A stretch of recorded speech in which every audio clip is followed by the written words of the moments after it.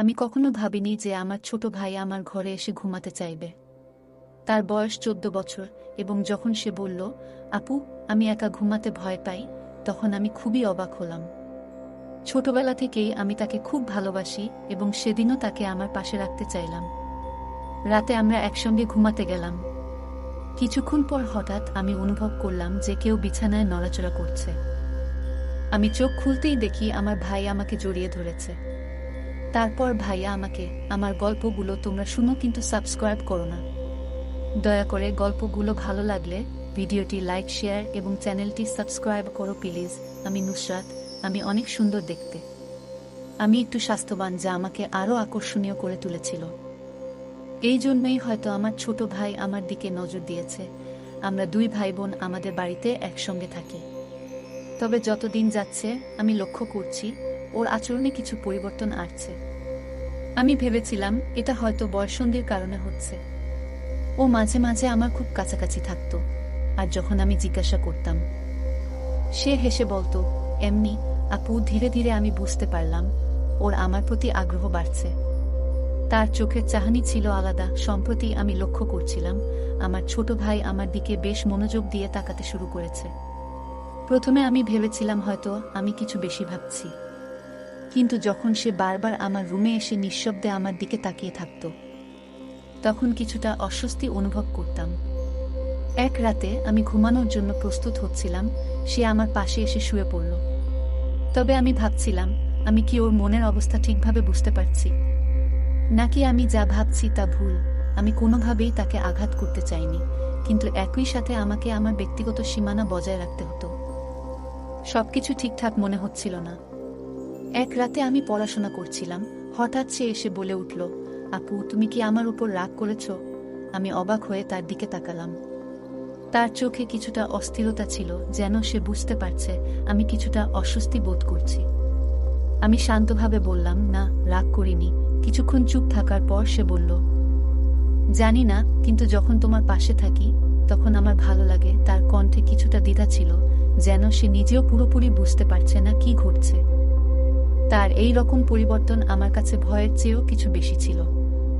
আমি চেষ্টা করছিলাম তাকে বোঝাতে, তুমি বড় হচ্ছ, তাই কিছু বিষয় বোঝা কঠিন হতে পারে, কিন্তু আমাদের ব্যক্তিগত জায়গা বজায় রাখা খুবই গুরুত্বপূর্ণ। এখন সময় এসেছে আলাদা ঘুমানোর অভ্যাস তৈরি করার। কিন্তু সমস্যা হলো, সে শুধু রাতে নয়, দিনের বেলাতেও সবসময় আমার পাশে থাকতে চাইত। আমি যেখানেই যেতাম সে আমার সাথে থাকত। এমনকি আমি রান্নাঘরে কাজ করলেও সে এসে সেখানে বসে থাকত যতক্ষণ না আমি কাজ শেষ করি। একদিন আমি তাকে বললাম, তুমি বন্ধুদের সাথে সময় কাটাচ্ছ না কেন? দেখছি তুমি স্কুলেও ঠিকমতো যাচ্ছ না। এতে পড়ালেখার অনেক ক্ষতি হচ্ছে এবং এটা তোমার ভবিষ্যতের জন্য ভালো নয়। আমার স্বপ্ন তুমি একদিন একজন ডাক্তার হবে, কিন্তু এভাবে চলতে থাকলে সেটা কঠিন হবে। আমার কথা শুনে সে রেগে গিয়ে বলল, আমি স্কুলে যেতে চাই না, আর বেশি লেকচারও শুনতে চাই না। আমাকে জোর করো না। তার এই প্রতিক্রিয়া দেখে আমি হতবাক হয়ে গেলাম। এই ছেলেটাই ছিল যে সব সময় হাসি খুশি থাকত, বন্ধুদের সাথে খেলাধুলায় মেতে থাকত এবং পড়াশোনায় মনোযোগী ছিল। কিন্তু এখন সে নিজেকে বন্ধুদের থেকে দূরে সরিয়ে নিয়েছে। আর সবচেয়ে অদ্ভুত ব্যাপার হলো, সে আমার কাছ থেকেও দূরে যেতে চায় না। আমি যেখানেই যাই সে যেন আমার সঙ্গেই থাকতে চায়। তার রাগান্বিত কথাগুলো আমার মনকে নাড়া দিয়েছিল এবং আমি চিন্তিত হয়ে পড়লাম। সেদিন থেকে আমি আর চুপ থাকতে পারিনি। আমি সিদ্ধান্ত নিলাম ওর সাথে মন খুলে কথা বলার সময় এসেছে। সে যখন রাতে আমার সাথে ঘুমাতে এলো, আমি আস্তে করে বললাম, তোর কি হয়েছে? আগে তুই সব সময় বন্ধুদের সাথে থাকতি, এখন কি হয়েছে আমাকে বলো। কিছুক্ষণ চুপ থেকে সে বলল, যখন আমি স্কুলে থাকি বা বন্ধুদের সাথে খেলি, তখন মনে হয় তুমি আমার থেকে দূরে চলে যাচ্ছ। মনে হলো হয়তো সে আমাকে তার জীবনের কেন্দ্র হিসেবে দেখত, আর এখন আমি বড় হচ্ছি, তাই ধীরে ধীরে তাকে ছাড়িয়ে যাচ্ছি। মনে হচ্ছিল সে আমাকে অনেক ভালোবাসে, কিন্তু তার আচরণের এই পরিবর্তনগুলো স্বাভাবিক ছিল না। আমি তাকে বোঝানোর চেষ্টা করলাম, আমি তোর সাথে আছি, কিন্তু আমাদের আলাদা থাকার এবং ঘুমানোর অভ্যাস গড়ে তোলা উচিত। আমরা এখন বড় হয়েছি। সে রাজি হতে চাইল না। শুধু রাতে নয়, দিনেও সে সবসময় আমার সাথেই থাকতে চাইত, কিন্তু তার আচরণের পরিবর্তনটা স্বাভাবিক মনে হচ্ছিল না। তার কথাগুলো শোনার পর আমি অবাক হয়ে গেলাম। সে একেবারেই তার পুরনো অভ্যাস, স্বভাব বা রুটিনে ছিল না। মনে হচ্ছিল সে আমার প্রতি গভীর মনোযোগ দিচ্ছে, যেন সে আমাকে ভালোভাবে বুঝতে চাচ্ছে বা আমার কাছ থেকে কিছু চাচ্ছে। তার এই আচরণগুলো আমাকে অস্বস্তিতে ফেলতে শুরু করেছিল। একদিন যখন আমি ঘুমানোর প্রস্তুতি নিচ্ছিলাম, সে হঠাৎ আমার রুমে এসে বলল, দিদি, আমি তোমার সাথে ঘুমাতে চাই। প্রথমে আমি ব্যাপারটিকে স্বাভাবিকভাবে নিয়েছিলাম, কিন্তু ধীরে ধীরে তার আচরণ কিছুটা অদ্ভুত হতে শুরু করল। তার মুখে একটা অস্থিরতা দেখা যাচ্ছিল যা আমাকে ভাবিয়ে তুলল। আমি তাকে জিজ্ঞেস করলাম, তোর কি হয়েছে? সে কিছুটা অদ্ভুতভাবে বলল, দিদি, আমি ঠিক আছি। আজ আস্তাবলে গিয়েছিলাম, সেখানে ছাগলের দুধ পান করেছি, তাই হয়তো এই রকম লাগছে। তার কথায় আমি কিছুটা অবাক হলেও সেটা একসময় মজা করে উড়িয়ে দিলাম। তাকে বুঝিয়ে বললাম, তুই একটু মজা করছিস, তাই না? এই ঘটনাগুলো আমাকে ভাবিয়ে তুলেছিল এবং আমি বুঝতে পারছিলাম যে ওর সাথে আরও খোলামেলা কথা বলার প্রয়োজন আছে। একদিন ছোট ভাইকে জিজ্ঞেস করলাম, বাড়িতে গরুর দুধ থাকার পরেও তুই ছাগলের দুধ কেন খাচ্ছিস? সে মজা করে বলল, বন্ধুদের সাথে মজা করে খেয়েছি। এটা এত বড় ব্যাপার নয় আপু। সে কেমন বন্ধুদের সাথে মেশা শুরু করেছে যে এমন অস্বাভাবিক আচরণ করছে? এখন সে বড় হতে শুরু করেছে, তাই যখন আমি তাকে কোনো ব্যাপারে শাসন করতাম, সে আমার উপর রেগে যেত এবং কথা কাটাকাটি করত। এরপর একদিন মাঝরাতে আমার ঘুম ভেঙে গেল এবং দেখলাম ছোট ভাই আমার দিকে তাকিয়ে আছে। এটা দেখে আমি একটু অস্বস্তি বোধ করলাম। আমি জিজ্ঞেস করলাম, তুই তো বড় হয়ে গেছিস, এখন এসব কেন করছিস? সে রেগে বলল, তাহলে যদি বড় হয়ে যাই, তোমার সমস্যা হবে কেন? তার এই কথা শুনে আমি কিছুটা অবাক হলাম। পরে বললাম, ঠিক আছে, তুই আমার সাথে ঘুমাতে চাইলে কোনো সমস্যা নেই। সে চুপ হয়ে গেল। তারপর থেকে যখনই আমি ঘরের কাজ করতাম, তার দৃষ্টিতে একটা অস্বাভাবিকতা লক্ষ্য করতাম। মনে হতো সে আমাকে সবসময় অনুসরণ করছে। এমনকি রাতে যখন আমি ঘুমাতে যেতাম, সে আমার ঘরে এসে বসে থাকত না ঘুমিয়ে। আমি নিজেকে শান্ত করার চেষ্টা করছিলাম। জিজ্ঞেস করলাম, তুই কেন এখনো জেগে আছিস? সে উত্তর দিল, কিছু না, ঘুম আসছে না। তার কথার ভেতরে কিছু যেন লুকিয়েছিল যা আমার বোঝার বাইরে ছিল। পরিস্থিতি আমার জন্য অস্বস্তিকর হয়ে উঠছিল, কিন্তু একজন বোন হিসেবে আমি তাকে উপেক্ষা করতে পারিনি। যদিও ওর এই অদ্ভুত আচরণ আমাকে বিরক্ত করছিল, আমি বুঝতে পারছিলাম না কেন সে এভাবে আমার দিকে তাকিয়ে থাকত। আমি আরও চিন্তিত হয়ে পড়লাম যখন হঠাৎ ঘুম থেকে উঠে দেখি আমার ছোট ভাই একদম চুপচাপ বসে আছে আমার পাশে। আমি আতঙ্কিত হয়ে পড়লাম, যেন আমার শরীরে কোনো শক্তি নেই। বুকে চাপ অনুভব করতে লাগলাম, কিন্তু কোনো কারণ খুঁজে পাচ্ছিলাম না। কেন সে এভাবে তাকিয়েছিল? সে কি চাইছিল? আমার ঘুম কেড়ে নিয়েছিল এই চিন্তা। দিনের বেলাতেও আমি বিশ্রাম নিতে পারছিলাম না। তারপর একদিন একটা বাস্তবতা আমার সামনে এলো যা আমাকে ভীষণভাবে নাড়া দিয়েছিল। সেই সত্যটা আমাকে এতটাই বিপর্যস্ত করে তুলল যে মনে হলো আমার পৃথিবীটা ভেঙে যাচ্ছে। যে ঘটনাটি ঘটেছিল সেটা ছিল এতটাই অপ্রত্যাশিত যে আমি কখনো ভাবিনি এমন কিছু ঘটতে পারে। ঘটনাটি আমার মনকে এতটাই দুঃখে ভরিয়ে দিল যে আমার নিজের দিকে তাকানোর ইচ্ছা হারিয়ে ফেলেছিলাম। মনে হলো সবকিছু শেষ হয়ে গেছে। সেই রাতে আমি অসুস্থ থাকায় তাড়াতাড়ি ঘুমিয়ে পড়েছিলাম।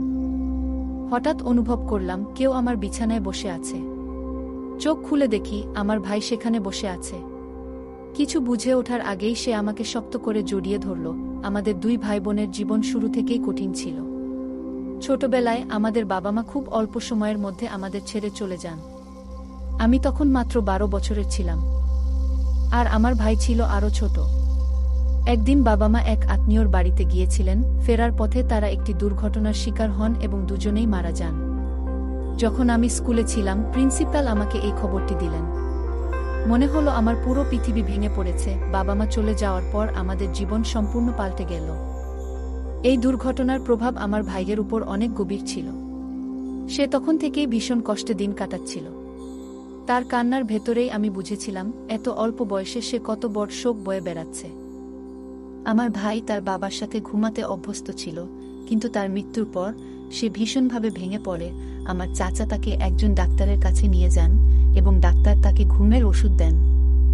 ওষুধের কারণে সে বেশিরভাগ সময় ঘুমিয়ে থাকত।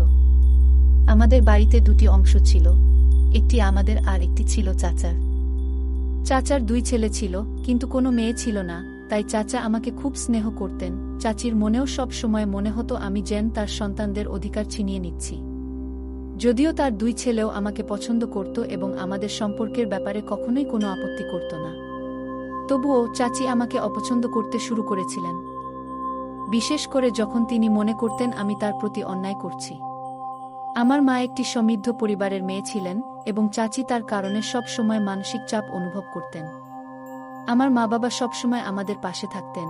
আমি যখনই তাদের বাড়িতে যেতাম, চাচি আমাকে অনুসরণ করতেন এবং বলতেন যে আমি আর ছোট নই, আমার নিজের এবং আমার ভাইয়ের যত্ন নেওয়া উচিত।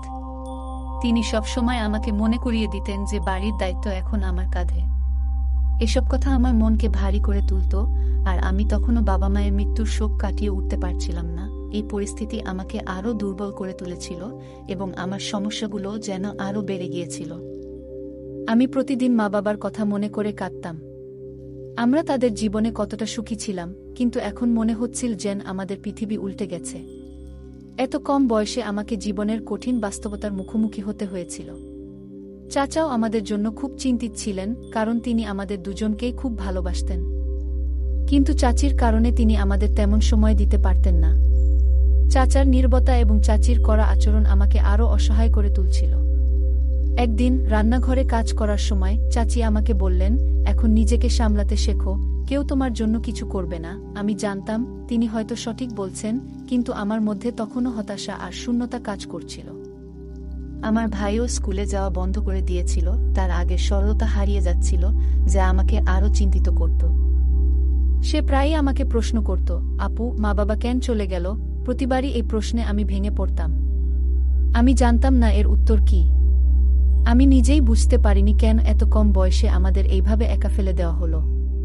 পরে যখন চাচি জানতে পারলেন আমাদের পরিবারের অবস্থা সম্পর্কে, তখন তিনি আমাকে খুব বকাঝকা করলেন এবং বললেন, চাচা যদি আমার কথা না শোনেন তাহলে কিছুই ঠিক হবে না। এরপর তিনি রাগ করে তার বাবার বাড়িতে চলে যান। চাচার জন্য সেটা খুব কঠিন সময় ছিল, কারণ তিনি তার স্ত্রীকে খুব ভালোবাসতেন। মায়ের চলে যাওয়া আমাদের দুজনেরই মন খারাপের কারণ হয়ে দাঁড়ায়। শেষ পর্যন্ত চাচার পরামর্শ অনুযায়ী আমরা পুরো বাড়ি ভাগাভাগি করে চাচাকে আরেকটা অংশ দিয়ে দিলাম। আমাদের ভাগের টাকা দিয়ে আমরা নতুন একটা বাড়ি কিনে সেখানে শিফট করলাম। তবে যাওয়ার আগে চাচা এমন কিছু করেছিলেন যা তিনিও জানতেন না, এবং সেটি সম্পূর্ণ করে তিনি অত্যন্ত খুশি হয়েছিলেন। চাচা মারা যাওয়ার পর তিনি আমাদের জন্য এলাকায় একটি বাড়ি কিনে দেন। আমাদের আঙ্কেল প্রায় প্রতিদিন আমাদের খোঁজ খবর নিতেন এবং সব ধরনের প্রয়োজন মেটানোর চেষ্টা করতেন। কিন্তু আন্টির মনোভাব ছিল ভিন্ন এবং তার স্ত্রীও আমাকে বাড়িতে রাখতে চাননি। আমার ভাইকে আলাদা থাকতে হয়েছিল। আমি তখনই সিদ্ধান্ত নিই, ভাইয়ের দায়িত্ব আমি নিজেই নেব। আমি বাড়িতে থেকেই প্রাইভেট পড়াতে শুরু করি এবং বিএ ডিগ্রি অর্জন করি। এর মাঝে অনেক চাপের মধ্যেও আমি আমার ভাইয়ের দেখাশোনা চালিয়ে যাই। আমার ভাই শৈশবের অনেক কিছু হারিয়ে ফেলেছিল এবং ধীরে ধীরে সে অনেক স্মৃতি ভুলে যাচ্ছিল, যাতে তার মনে কোনো কষ্ট না হয়। তার মায়ের মতো করে বাবার মৃত্যু এবং চাচার দায়িত্বগুলো সে মনে রাখছিল। আমি তার মনে এই বিশ্বাস গেঁথে দিয়েছিলাম যে তার বাবা মা তাকে ডাক্তার হতে দেখতে চায়। এর ফলে সে পড়াশোনার প্রতি খুবই মনোযোগী হয়ে ওঠে। বাবার পেনশন থাকার কারণে আমাদের আর্থিক অভাব তেমন ছিল না। আমাদের জন্য বাজারে 5টি দোকান কেনা হয়েছিল, যেগুলোর আয় থেকে আমরা আর্থিকভাবে স্থিতিশীল হয়ে যাই। সময়ের সাথে চাচা আমাদের থেকে দূরে সরে যান এবং আমি একাই বাড়ি চালানো শিখে যাই। এতে আমার আর তেমন সমস্যা হয় না, তবে প্রিয়জনদের অভাব অনুভব করতাম। তবুও আমি আমার সমস্ত মনোযোগ আমার ছোট ভাইয়ের উপর দিয়েছিলাম। তবে কিছু সময়ের মধ্যে সে অনেকটাই বদলে যেতে শুরু করে। আগে সে পড়াশোনায় খুব আগ্রহী ছিল, কিন্তু এখন বন্ধুদের সাথে মেলামেশা বন্ধ করে দিয়েছে। আমি জিজ্ঞেস করলে সে আমার সাথে অশ্রদ্ধা করতে শুরু করে। সে বলতো, আমি আমার মতো করে চলব, তুমি হস্তক্ষেপ করো না। আগে সে এমন ছিল না, কিন্তু এখন সে আমার কোনো কথাই শুনছে না। শুধু তাই নয়, রাতে আমার সাথে ঘুমানোর জন্য জেদ ধরতে শুরু করেছে। আমি লক্ষ্য করলাম যে আমার ভাইয়ের আচরণ অস্বাভাবিক। আমি এর কারণ জিজ্ঞাসা করলে সে বলল, আমি ছাগলের দুধ খেয়েছি, যা শুনে আমি হতবাক হয়ে গেলাম। তার অদ্ভুত আচরণ আমাকে বেশ অস্বস্তিতে ফেলেছিল। এরপর এক রাতে ঘটে গেল একটি অপ্রত্যাশিত ঘটনা। আমি ঘুমিয়েছিলাম, হঠাৎ ঘুমের মধ্যে চোখ খুলে দেখি আমার ভাই আমার পাশে বসে আছে। তার এত কাছে উপস্থিতি আমাকে শঙ্কিত করে তোলে। কিছু বলার আগেই সে আমাকে শক্ত করে চেপে ধরল। সে হঠাৎ করে আমাকে আঘাত করে বলল, তুমি মরে গেলে ভালো হতো, মায়ের বাবার সাথে। তোমার জন্য আমাদের এত কিছু সহ্য করতে হয়েছে। তার আচরণ এবং কথাগুলো আমাকে ভীষণভাবে আহত করল। আমি অনেক কষ্টে তাকে সরিয়ে দিয়ে রাগে চিৎকার করে বললাম, তুমি এতটা সাহস পেলে কোথায়? তুমি কি জানো তুমি কি করছো? আমার ভাই তখন আমাকে আরও বিরক্তির সাথে বলল, আমার জীবন নষ্ট হয়ে গেছে শুধু তোমার জন্য, তুমিই আমার সমস্যার মূল কারণ। বন্ধুরা পর্যন্ত আমার সাথে মিশতে চায় না, কারণ তোমার কারণে ওদের লজ্জা পেতে হচ্ছে। তার কথা শুনে আমি হতভম্ব হয়ে গেলাম। সে আরও বলল, একদিন আমি যখন বন্ধুদের সাথে খেলতে গিয়েছিলাম, তখন আমার এক বন্ধুর মা আমাকে তাড়িয়ে দিয়ে বলেছিল, তুমি খারাপ মেয়ে বলে তোমার সাথে আমাদের ছেলেদের মিশতে দিতে পারব না। তোমার বোনের কারণেই সবকিছু নষ্ট হচ্ছে, সেই ছেলেটা তোর সাথে সময় কাটায়। আর সবাই মনে করে তুই অন্যদের জীবন নষ্ট করে দিচ্ছিস। এখন পাড়ার অনেক ছেলেরা আমাকে নিয়ে ঠাট্টামস্করা করে, আমি স্কুলে যেতে পারছি না, খেলতেও পারছি না। আমি একটা ছেলের সাথে রিলেশনে ছিলাম, সেটাকে সবাই খারাপভাবে নিয়েছিল। সেটা আমি জানতাম না। আমার ভাইও এটাকে অনেক খারাপভাবে নিয়েছিল। আমি এইসব শুনে ধাক্কা খেলাম, কিন্তু কিছু বলতে পারলাম না।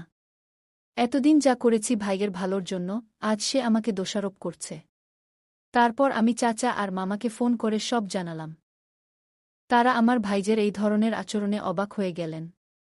কিছু আত্মীয় অনেক দিন বাড়িতে আসেনি, তাই তারা জানত না আমাদের পরিস্থিতি। ভাই শেষে বলল, তোর বোনের সঙ্গে সম্পর্ক রাখার জন্যই আমার বন্ধুরা আর আমাকে মেনে নিচ্ছে না, আমি আমার ভাইয়ের দেখাশুনে করার জন্যে কিছু দিন পর বিয়ে করে নেই। কারণ বাবা মা না থাকার কারণে আমাদের অবস্থা দিন দিন খারাপ হতেছিল।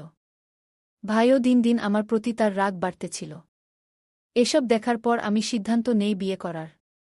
আমার যার সাথে রিলেশন ছিল আমি তাকেই বিয়ে করি, যাতে সব ঠিক হয়ে যায়। এই কথাগুলো শোনার পর আমার ভাইয়ের প্রতি আচরণে আমি অনেক ভুল করেছিলাম। সে আমার কাছ থেকে বেশ হতাশ ও বিব্রত হয়েছিল।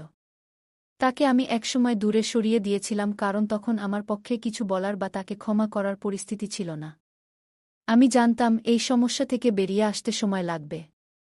আমারও কিছুটা সময় দরকার ছিল, কারণ আমি বেশিক্ষণ কারও উপর রাগ ধরে রাখতে পারি না। আমাদের কখনো কখনো নিজেদেরকে সময় দিতে হয়, যাতে পুরনো ভুলগুলো ভুলে এগিয়ে যেতে পারি।